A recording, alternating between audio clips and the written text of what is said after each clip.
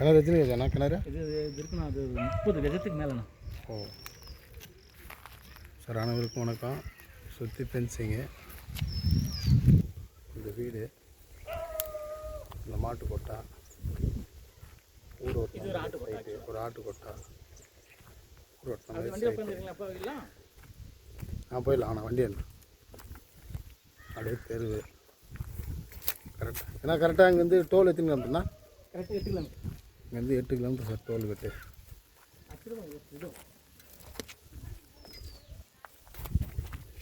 வா இது ரோடு.